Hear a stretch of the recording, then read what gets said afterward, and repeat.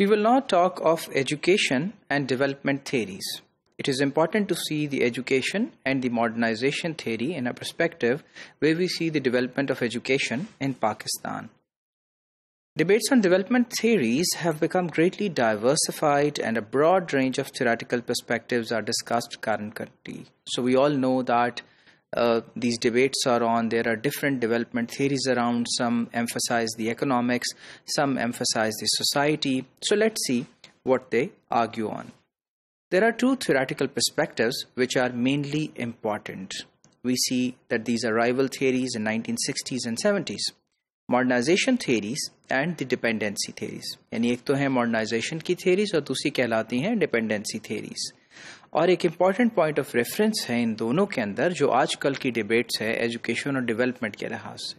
یعنی ہم جب بات یہ کرتے ہیں کہ ایجوکیشن کس طرح سے ڈیولپمنٹ کی طرف لے کے جا سکتی ہے تو پھر یہ جو تھیوریٹیکل پرسپیکٹیوز ہیں جن کے ذریعے سے جس لینس سے ہم اس کو دیکھتے ہیں وہ دو طرح کے ہیں جن میں ایک ماڈرنائزیشن تھیوریز ہیں دوسرا ڈیپینڈنسی تھیوریز ہیں.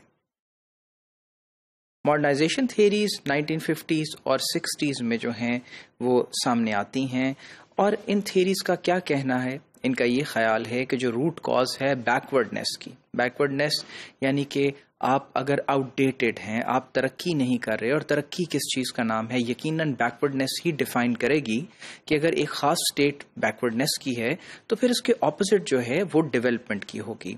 اور یہ بیکورڈنیس کو as they termed it founded in the static character of traditional social and economic structures which prohibited any dynamic development. اب یہ بات جو ہے وہ آرگیو کرنے کی ہے.